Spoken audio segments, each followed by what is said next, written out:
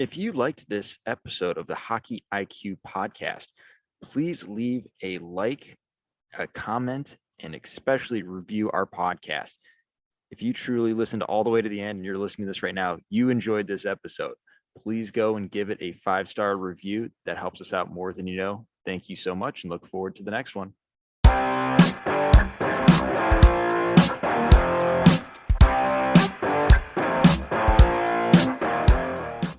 On the Hockey IQ podcast today, we bring on Jon Stea. Jon Stea. Jon, super excited to have you.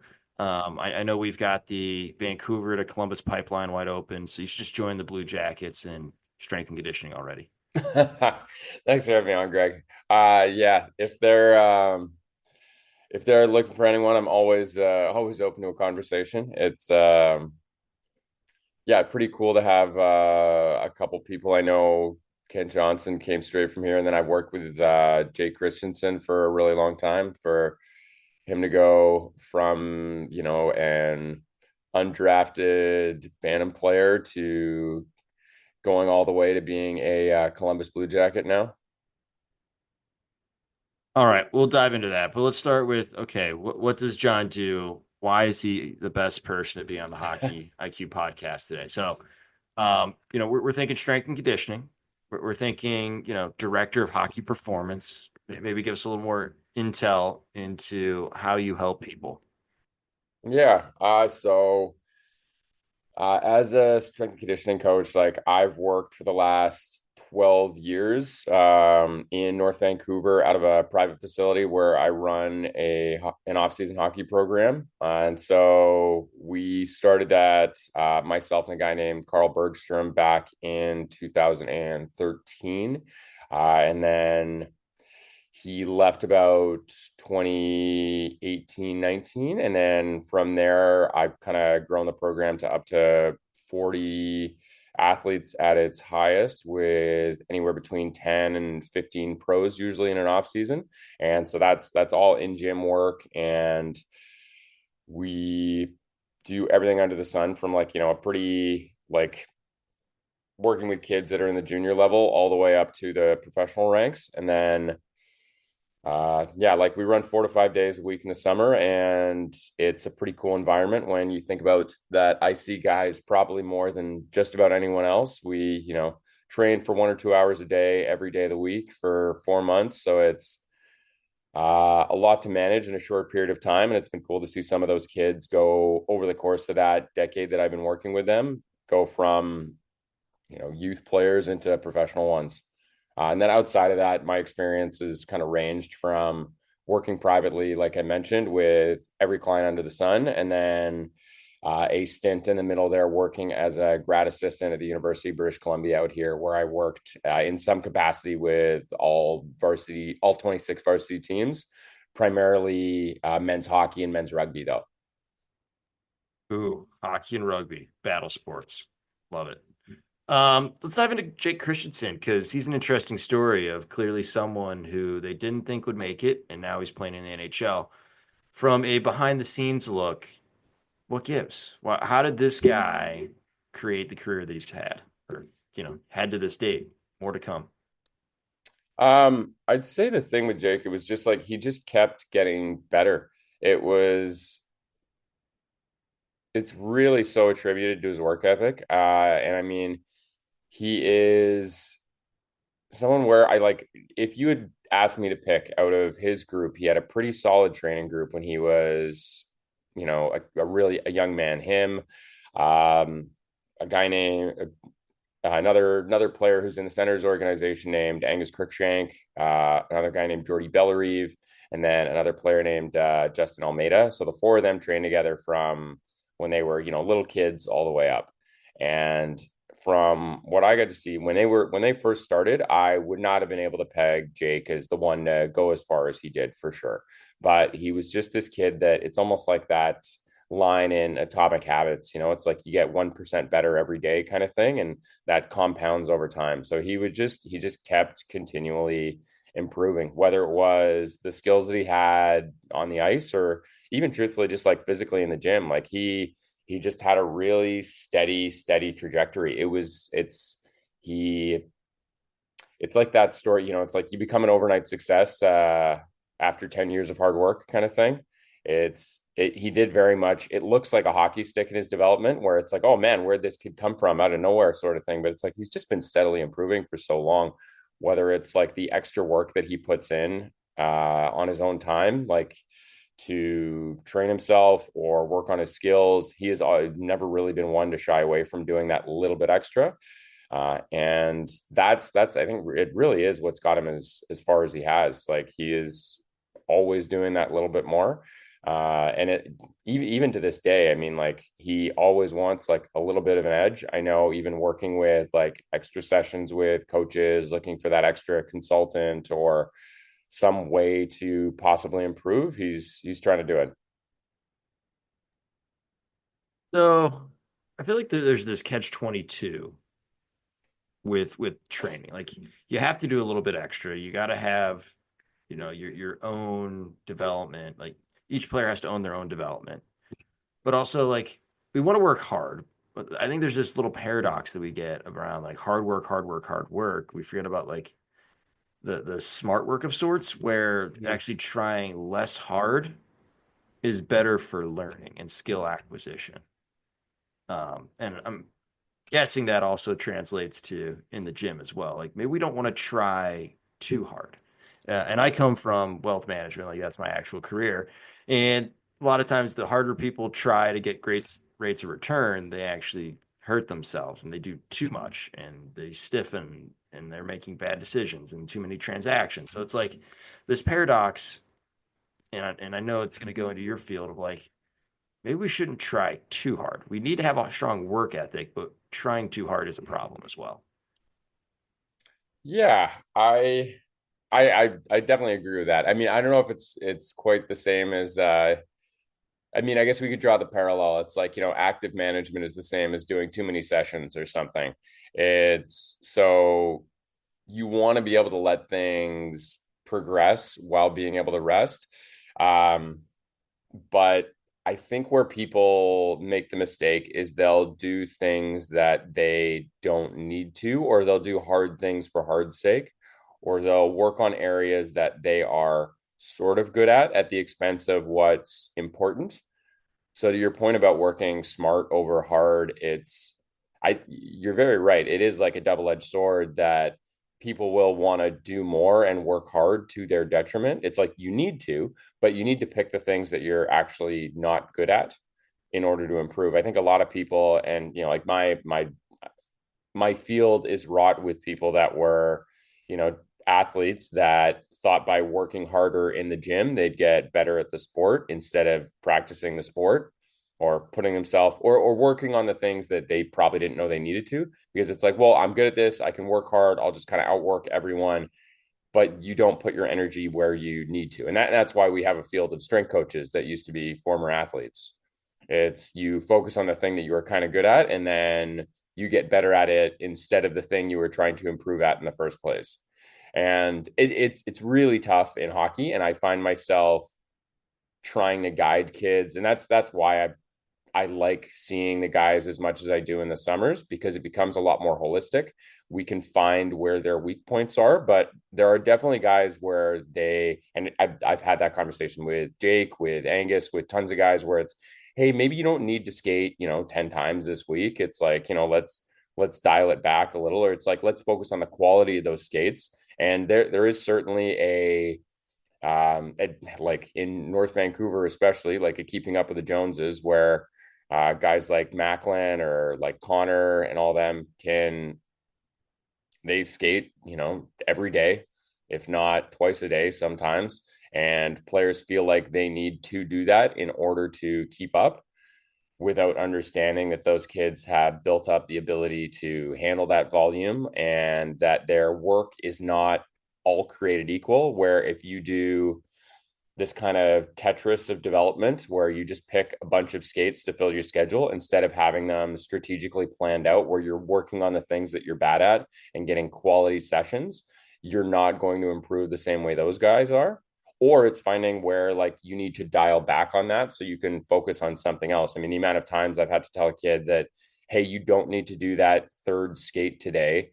It's you weigh 135 pounds. Maybe you should just go have another dinner instead. And they look, but what do you think? I hate the game now? It's like, no, no.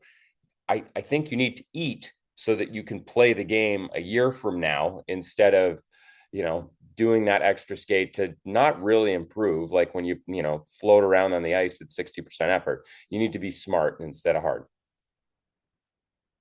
I think like I'll summarize some of this down because you went into a few areas, but like Yeah, yeah. you need to keep the most important thing the most important thing. And don't lose sight of the most important things. It's super easy to go into all of these different areas for various reasons. Whether it's the sexy thing, it's the thing that comes easiest to you. Just have that intentionality of like what actually matters because activity and achievement are two separate things, and making sure that we're always intentional about what we're going after. Um, and that kind of leads to where I wanted to go next is like how like what separates a good learner from a bad learner? Oh, And when I'm thinking about like, okay, what allows players to be the best at getting better? Because eventually this becomes a learning exercise of who's the best at acquiring mental capabilities and physical capabilities. And you got to marry those two together. It can't be completely one or the other. Like, how do we help players get better at getting better? Like what goes into a great learner? A big part of that is that intentionality, the ability to focus to keep the thing most important, but also have the broad picture in mind.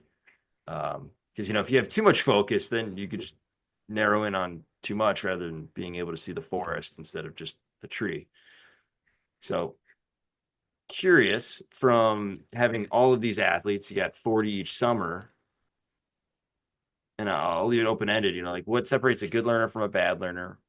How do we go about helping them become better at acquiring the things that actually go towards performance? Because that's the ultimate goal here is to increase our performance, not just get big, strong, beefy.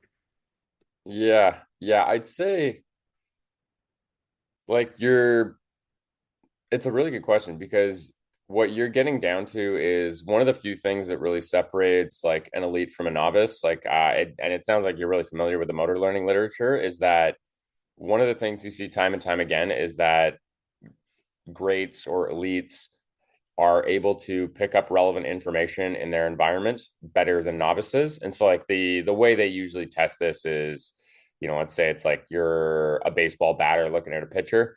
The baseball batter is able to figure out at what point during the windup they know what kind of pitch that is way sooner than somebody who's like a recreational or even like a lower level player. And so in open sports, it's you are able to see that kind of signal through the noise, or that you're able to see the forest through the trees there. It's trying to find more opportunities for kids to be better movement problem solvers.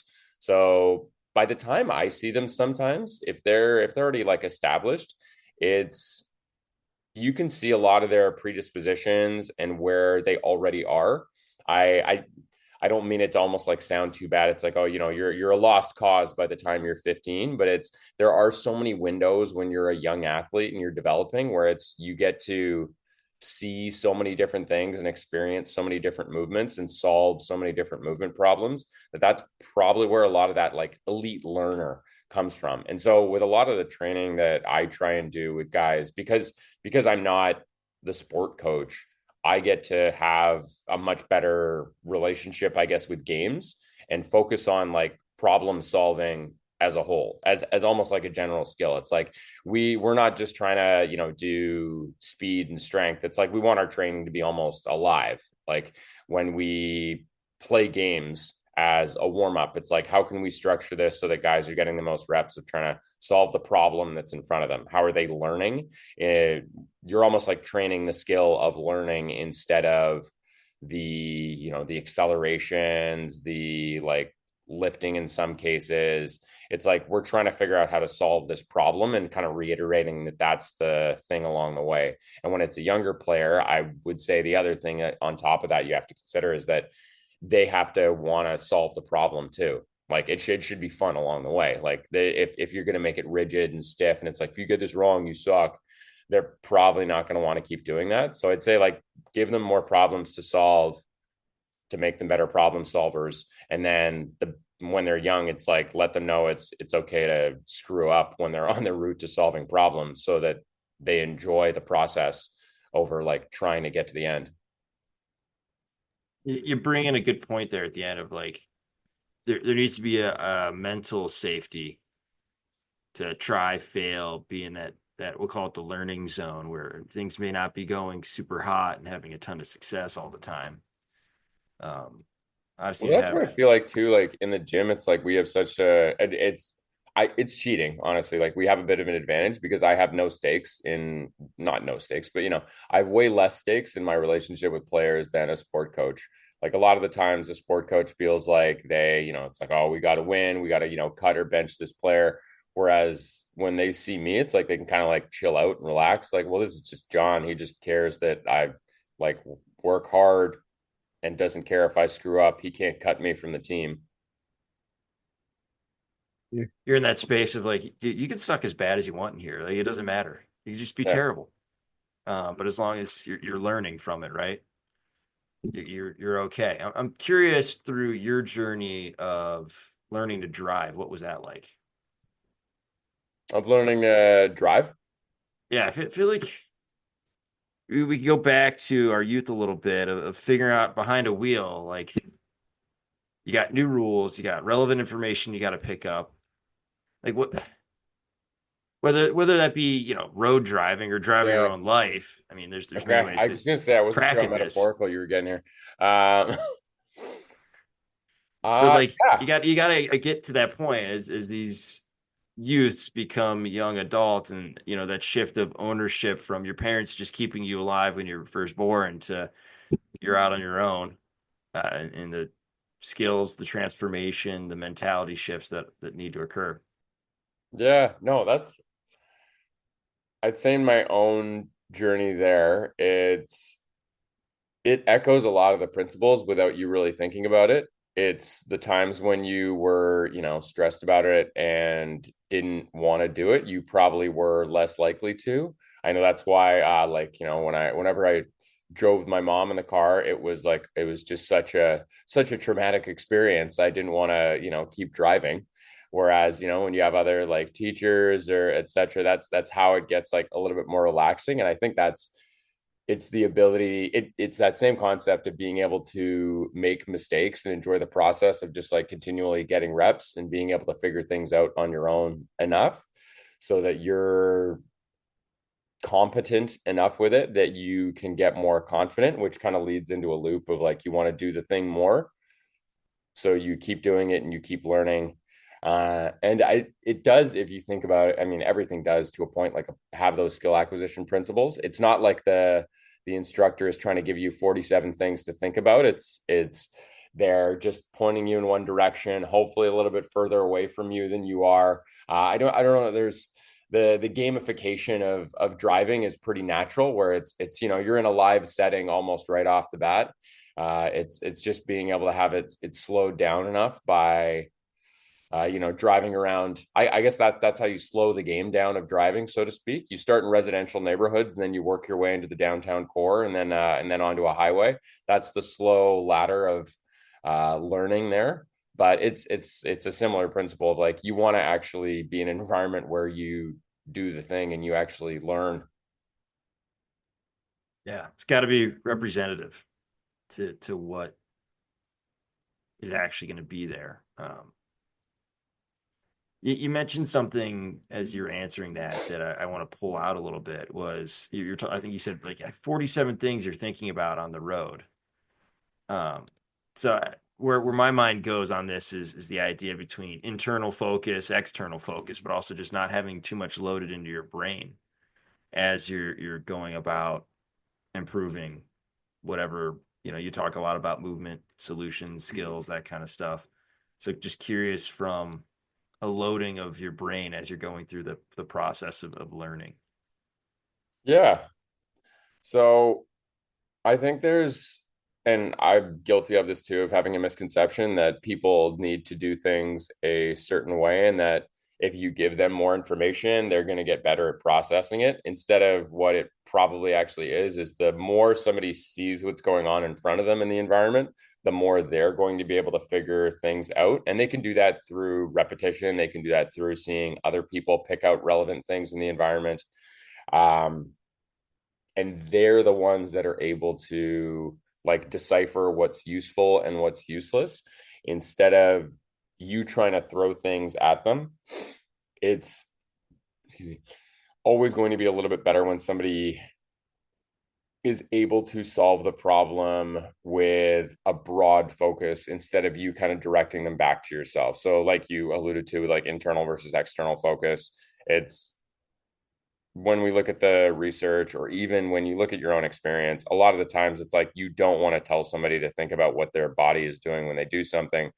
They just want to be lost in focusing outside of themselves and being able to perceive what's going on in the environment and then react appropriately to it. Like we don't store these patterns that, oh, coach told me to do this like 3 weeks ago. I'm just going to keep this like memory and strategy in here. And then when I see the right thing, it'll come out. It's no, you see what's available in front of you in the world and you choose the best solution.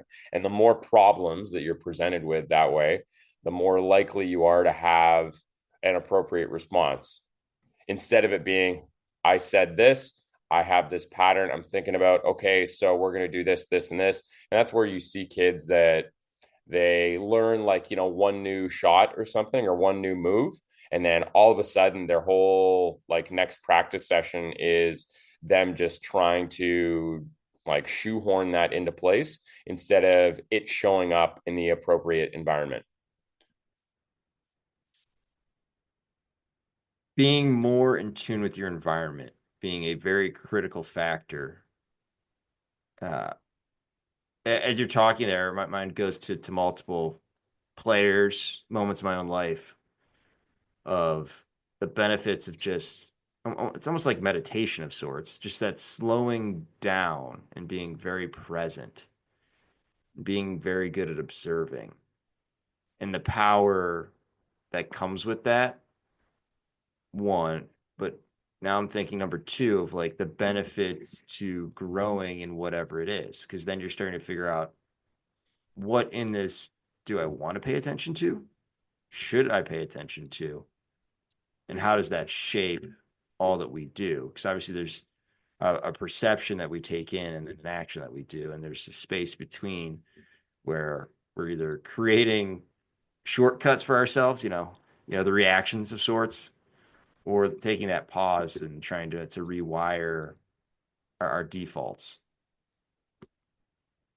Don't really have a Yeah. question on that. Just more of an observation as you're talking. I would love to dive deeper if you have more to add. Yeah. No, definitely. It's like the Navy SEAL motto, slow is smooth and smooth is fast. So I've always noticed, I'd say you can always tell higher level or athletes that are maybe going to go a little bit further by their ability to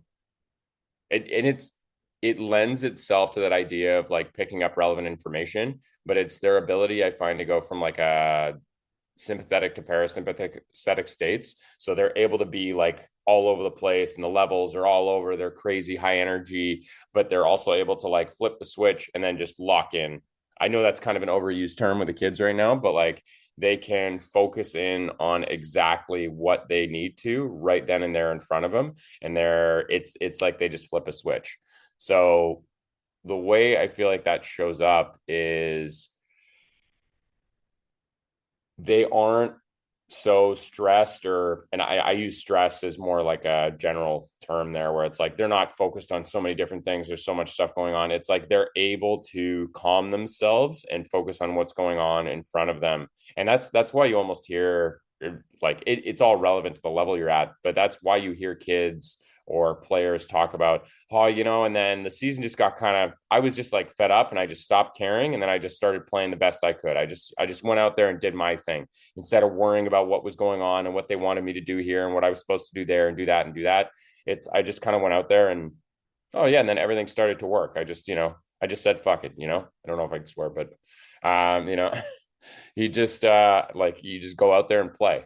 And that's the key. It's like you're trying to find a way that you are able to, because it's not like there's a decision that's ever made. It's not like you perceive and then act. You are always in a constant decision making process when you are playing, and you're always reading what's going on and subtly adjusting so that you end up at the outcome that you're trying to, whether that's, getting around somebody, deciding like what shot you're going to take or what move you're going to make. You're always in the process of deciding. So the more present and there you can be, it is very much like meditation, which is, it's like that whole idea of a flow state. It's like you're there because you can't be anywhere else.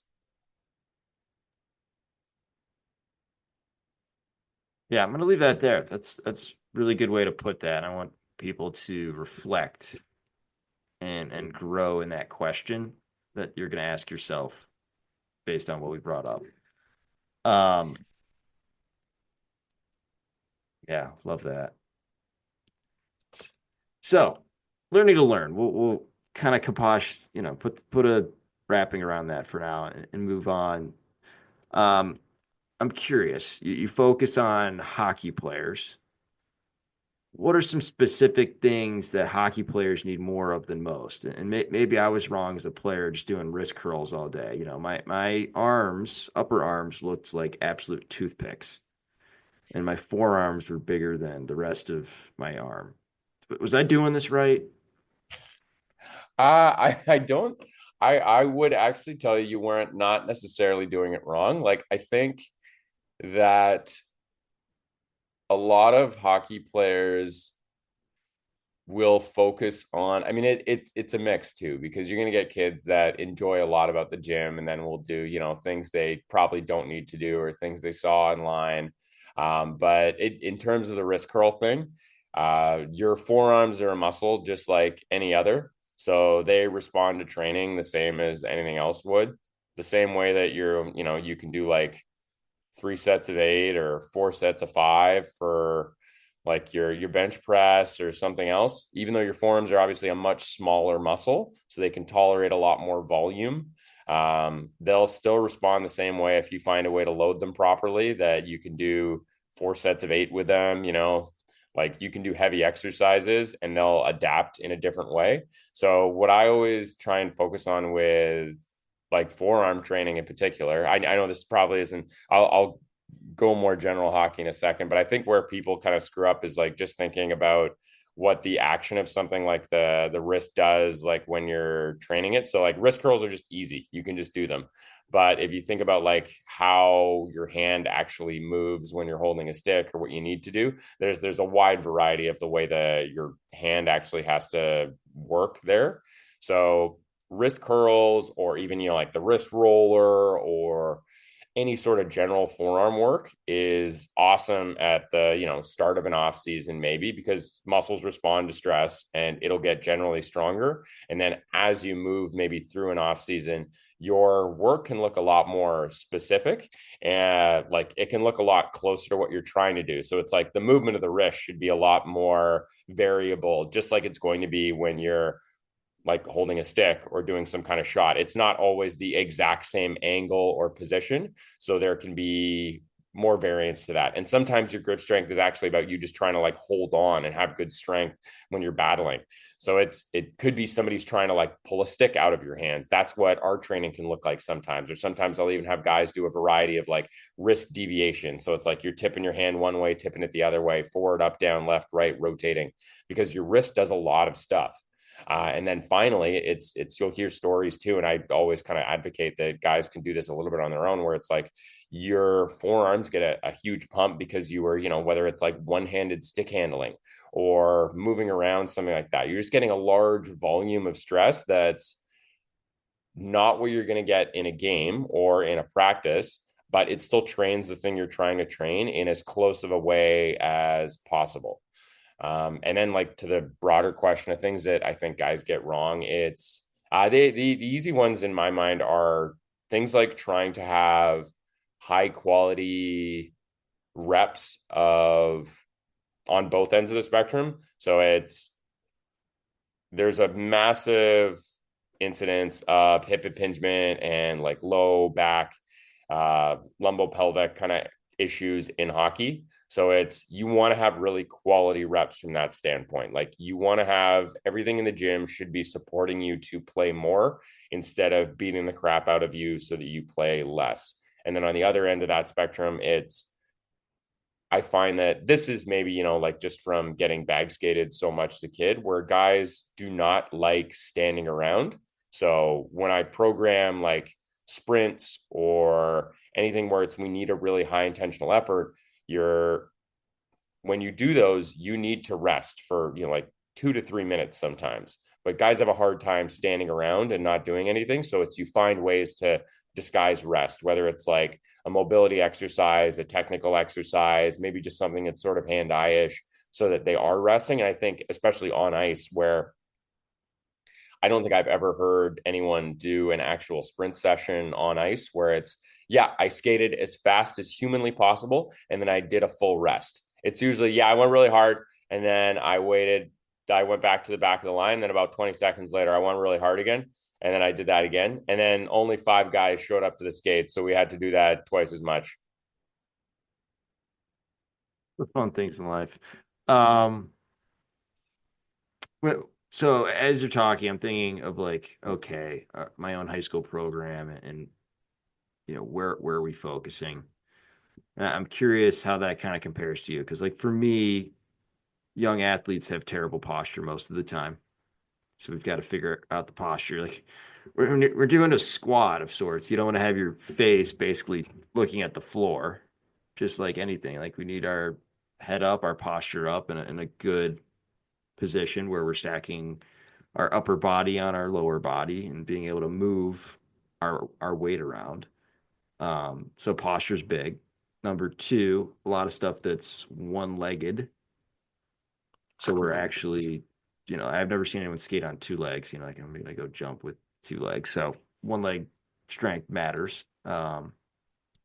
Anything with biomechanics then when it comes to like the classic wall sit, right? Well, great.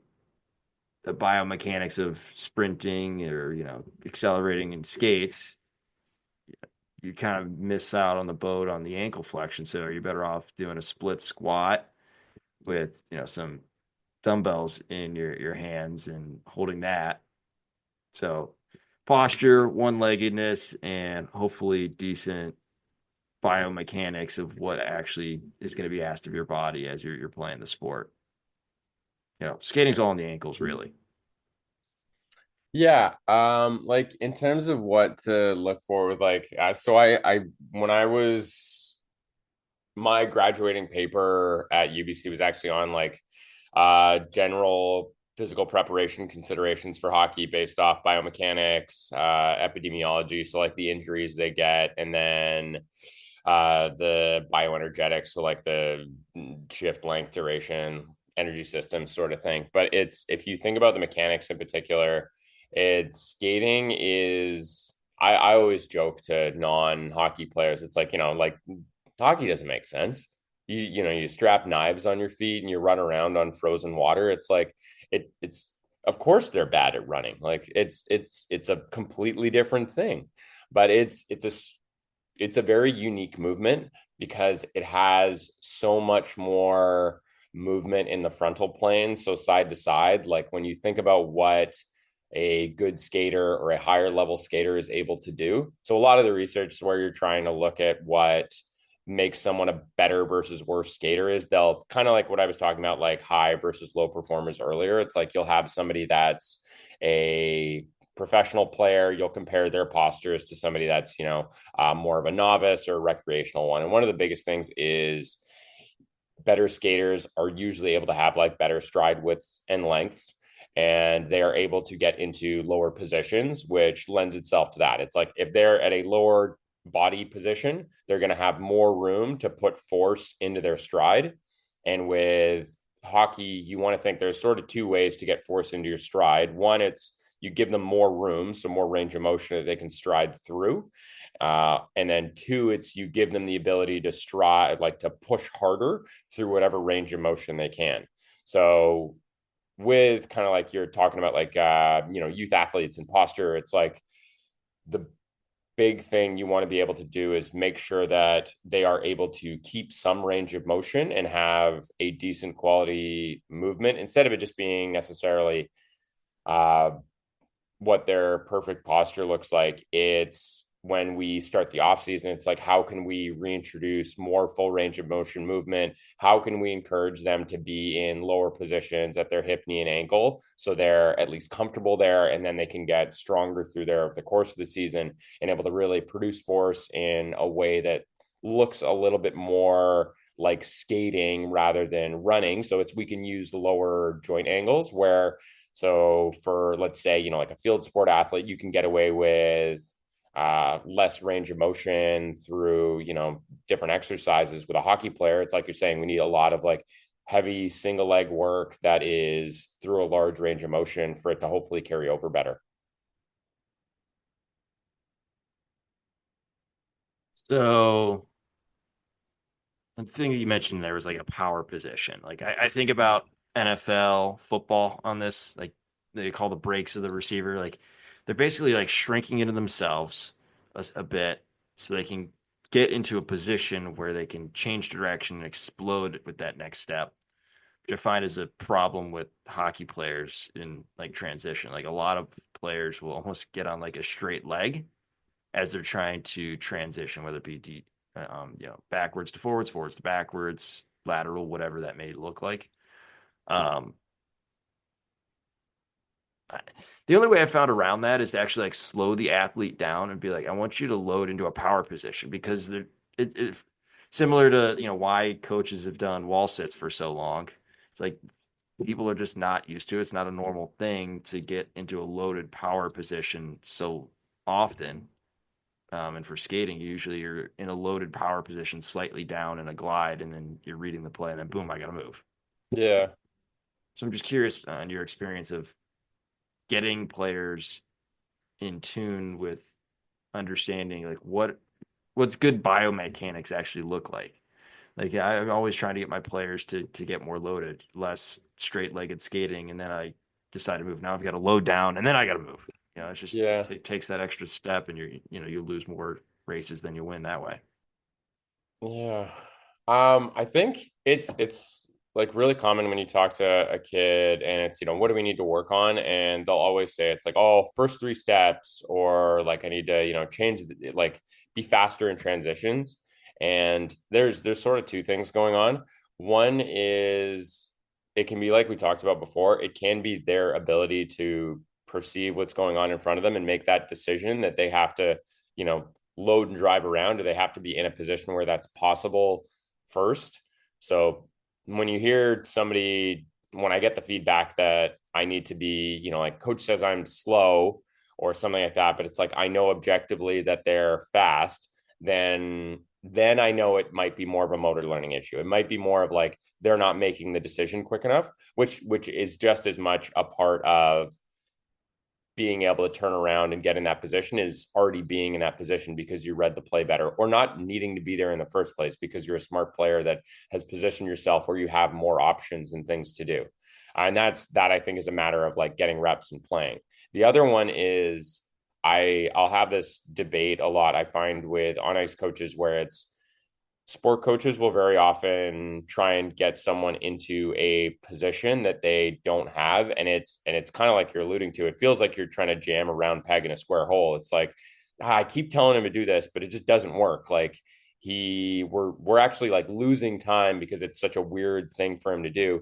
And what I find that comes back to is usually somebody isn't able to get into the positions that you're asking them to in the first place, to which it's like if there's no perfect technique, with kind of in line with a lot of like skill acquisition stuff, it's they'll find whatever's the best for them, even if that is like the slower version. It's because they don't have access to the faster strategy, whether that's they haven't done enough reps of it and they can't read it quick enough, or it's because somebody on my end needs to do more work to, hey, this is the ability to get into these positions, this is the strength to get out of them, and now we can try and apply that. It's I at times feel like the gym coach has just as much impact off of what someone's stride is rather than, the power skating coach, because it's you're giving them the strength to be able to actually execute the technique. And if they don't have that and they don't have the endurance to, then they won't use that technique no matter how much you tell them to get lower or flick their toe a little bit more. It's if someone is not strong enough to hold a certain position, they're just not going to choose it over time. They're not going to use a strategy that is inefficient for them. It's kind of like you're saying, it's like they look like they're getting slower. It's because they are. That's why they weren't doing it in the first place. If you don't have the endurance, you can't hold the positions long enough. Like I had a player this past year who went from like 3 points to point per game player. It was quite the amazing transformation. My whole thing to him was like, look, you're like 6 foot, 135 pounds, maybe on a good day. Like you just need to put on 20 pounds in the off season. Like it's going to solve a lot of the issues because you'll be able to actually hold a position. You won't look like Bambi falling over yourself, because you'll actually be able to, use your core, get in a good posture. Your weight's not going to go so far this way that you can't bring it back. Like you're just going to have that stability. So I was like, it's not, you don't really have a technique issue. The base that you have there is fine. It's more of a strength issue. So it's always fun to figure out, okay, what's the issue here? And to your point, a lot of times it's just like the movement variability. Or maybe their hips are too tight. They just physically can't get into good quality positions. And there's way more. I'm just gonna go with the basic one on that one. But like just the variability in the movement patterns is not there. So like when I'm thinking of like, okay, I'm watching a player and I'm trying to project like, okay, what might be a ceiling for them? Like what might hit the ceiling?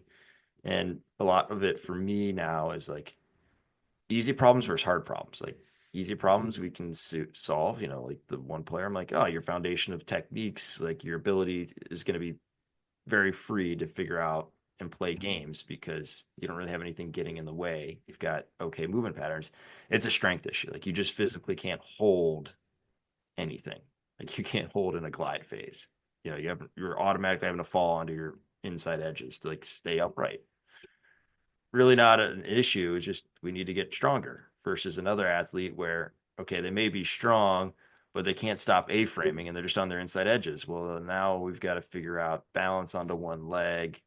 Then once we have that, now we need to get in a loaded position. Like there's so many levels of the dominoes that need to get moved out of the way before we can rebuild an athlete that has the variability that they need to have in order to be effective. And to our earlier point, like be a good learner. Like if you don't have the abilities to get into the position or the tools and the athletic movement toolbox, like kind of screwed without a lot of very deliberate, intentional work. But that's so huge that he was able to do that too. Like the athlete you're working with there, where if he has the skill set to be decent enough and understands that the limitation is one of like where he needs to just gain more size because then he'll have more movement options. That's awesome that he was able to do that because then it opens up a world in front of him. I mean, if you think about like you alluded to the like constraints led approach before, it's the same thing from like a broader standpoint. It's if that kid relies on the one strategy of, and I mean like we've seen it the other way too, right? Where it's like you have the really big kid that's young and that lets them be good so they don't need to find other solutions to the problem in front of them and they end up constraining themselves into the only way I know how to play is me be big. And then when I go to the next level, there are other people who are big too. Crap, I can't do this anymore. I don't I'm done. Whereas you have this kid who has the skill set and sometimes they'll rely on that if they're good enough. They'll just use that skill set, but when they get to the next level, it's like that doesn't afford them the same things against bigger players, older players, more skilled players. So to be able to put on that extra weight and that extra size and strength so that they can actually execute more techniques and be a more robust player, that's really cool that they're able to like open up their worldview in front of them. So it almost like it gives them, it's like a level in a video game. Like, they just like figured out how to, cool, I can play the next level and I can get access to more things now. I've got this achievement is unlocked where I can learn more and play more because I can do more in the game. So I get to go to the next level now instead of, oh, I just stuck with the one thing that I was good at and I didn't try and improve at any other ones. It's like we learn so much based off of, or like you're saying, like those easy things or the hard ones where it's you want to pick the ones where it'll have the biggest return on what you're doing. I mean, you can even based off of what your existing skill set is, because we learn so much based off of need. It's like you look at a player to go to like, let's say like football, like you look at like Tom Brady doesn't have all of the physical abilities. Like he's not a super physically gifted player, but he's an extremely like resilient and robust one. And that's through a lot of the training that he did where he's able to, get cranked or whatever. But he is an extremely cerebral one, and that's something that he was able to keep refining. So it's the same kind of idea in any other like level of sport. If you're a young athlete, it's like you want to find the ways that you can be great while making sure to give yourself access to more ways to be good. So if you're smart, keep getting smarter than everyone else. If you're not, if you're physically gifted, you can be more physically gifted than everyone else, but also make sure that you're not the other end of the spectrum. You're not small and weak while being a genius, because that's not going to go super well, but you're not also, just big and strong and fast without having any idea how to play the game. So thanks for basically shouting out the Hockey IQ newsletter and podcast. We all know that 90% of the game is mental and everything in life is mental. So, might as well subscribe already and tune into the obvious things that are standing in your environment. Just come attuned to it. Um, Curious for you, we talked about this prior to hopping on, was around the idea of the minimum viable coaching or instruction. And back to our earlier point of not loading too much information into the person or athlete in this case. It's the analysis by paralysis. I always go back to a sales story that I remember, which was like two, never three. You always present two options instead of three, because once you get to three, there's too many things juggling. You very rarely make a sale when you have three. But if you always have two, you'll make a sale. So, for example, shoe salesman, you've got two shoes that you picked out for the customer. And they look up on the wall and like, I want to try that one. Okay. And then you're asking, which one do you want me to take away? We're constraining a little bit, right? We're getting to the point where we're just focused on, okay, this versus that. So in this case, it's just a matter of limiting the information, limiting things, which actually is a very good thing. And constraints-led approach or any kind of creative art, it actually enhances creativity rather than takes away from it. So all that to be said, and open up a Pandora's box and just the idea around minimum viable coaching, instruction, etc. Yeah, I that's really good. I hadn't heard that before. The two versus three there. It's very much like I mean, I think we've all wasted time opening Netflix and being like lost in a variety of options at some point in time and wasting more time picking than doing.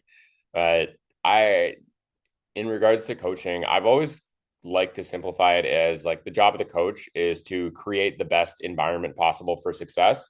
So there's a lot of elaboration within that where your job is trying to let people almost coach themselves. Like that's what coaching is. You want to make sure that you're almost creating a redundancy of yourself, which is a weird position to put yourself in professionally, where it's my job is so that you don't ever need me ever again. And you're able to learn and do better without me than with me. It's because you just set up the environment for them to do what they can do. So if it's something in the gym, that can look like making sure that the exercises that somebody uses and the constraints that you use on them help facilitate them to do the exercise really well. So that could be what that looks like is, maybe it's the option for somebody to learn this movement is a lot more, machine based, let's say, and it's highly constrained. And it's somebody that doesn't have a lot of like movement literacy or something, or it's something where we put them in a position where they can fail and screw up safely as they learn a movement pattern.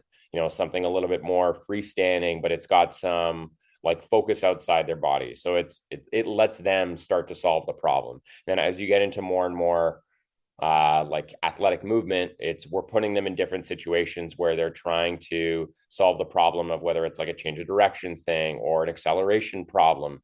They're trying to figure out how to solve that problem of it could be something as simple as like, all right, sit on this bench and then try and jump as far as you can forward. And then it just turns into a competition by, chalking the line where they land kind of thing. And they're trying to solve that problem. And that requires very minimal coaching.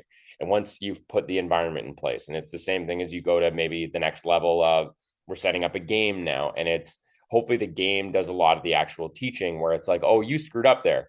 Can you guys like see why that happened? You sort of get larger and larger feedback loops where there's more and more stuff coming in and they have to figure it out, and you progress that way. And then it eventually leads into the kind of like game context, which is why, I mean, my own personal background coming from like working with rugby so much, one of the big things that they do well is like when the game is going on, you effectively don't have a coach. Like you're out there on the field, it's 80 minutes straight, you are just playing. There's some, and at the professional levels you're not even involved really, like you're kind of sitting in the press box while the players sort of dictate the play of the game. So you are your own coach.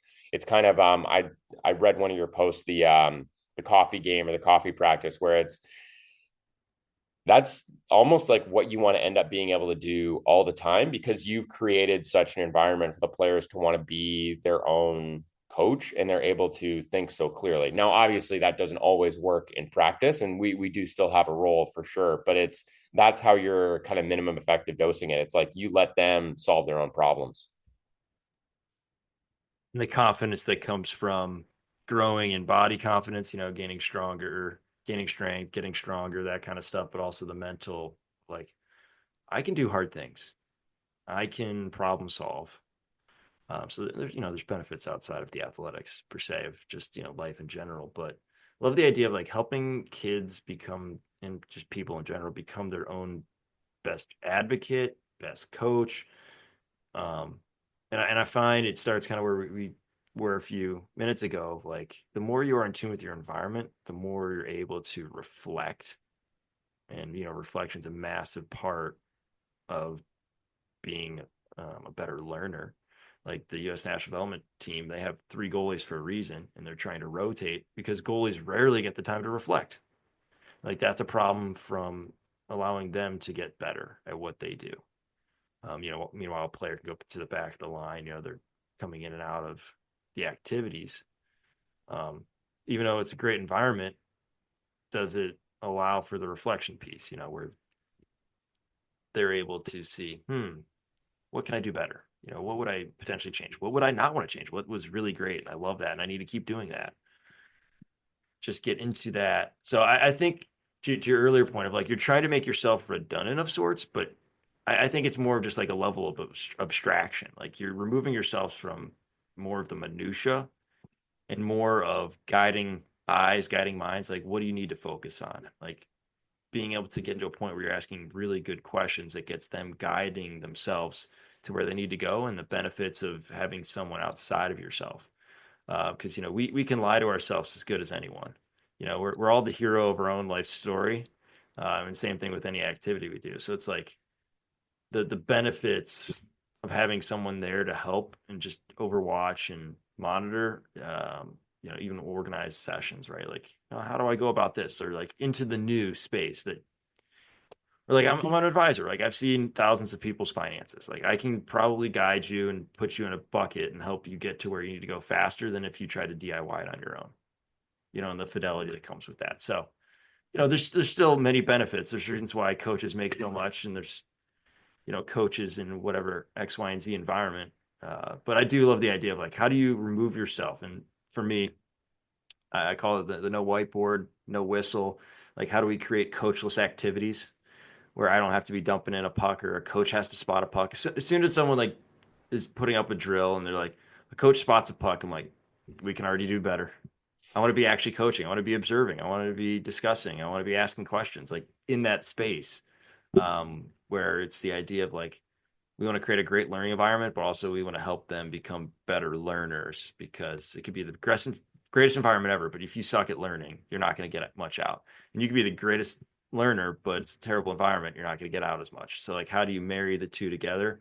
I think we're getting better at creating good environments. I still think there's a long way to go, and hopefully, you, myself, and the whole podcast here can help guide people to how do we help people get out of their own way and acquire the skills to become better learners.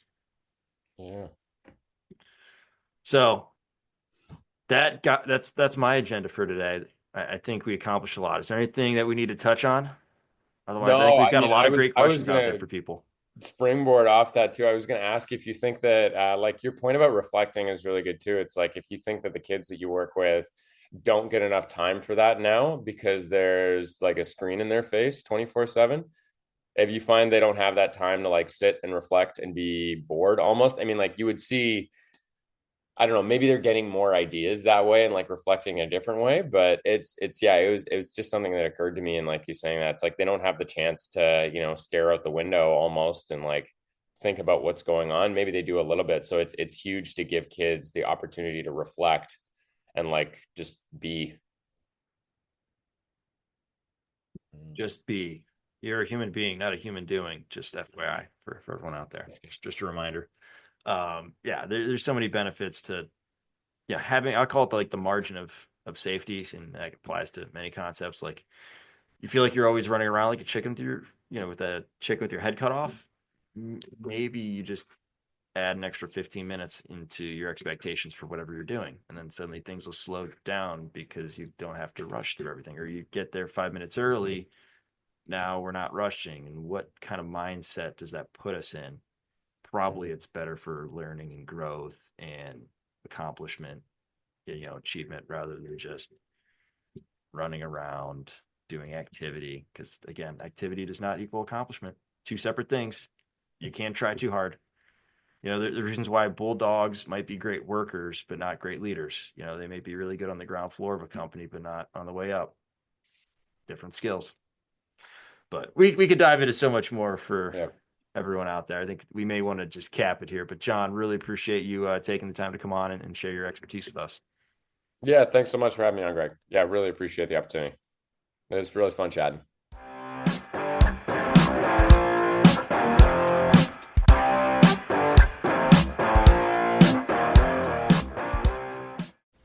That concludes this week's episode. Thanks for joining us here at Hockey IQ. If you haven't already, take a quick moment to hit that subscribe button, give us a thumbs up, and drop a review. If you want to be a great teammate, even recommend us to a friend. You can follow us at Hockey's Arsenal on Twitter and Instagram. Check out the website, hockeysarsenal.com, where you can subscribe to the weekly newsletter. You won't regret it. Catch your buttes here next week for a brand new episode.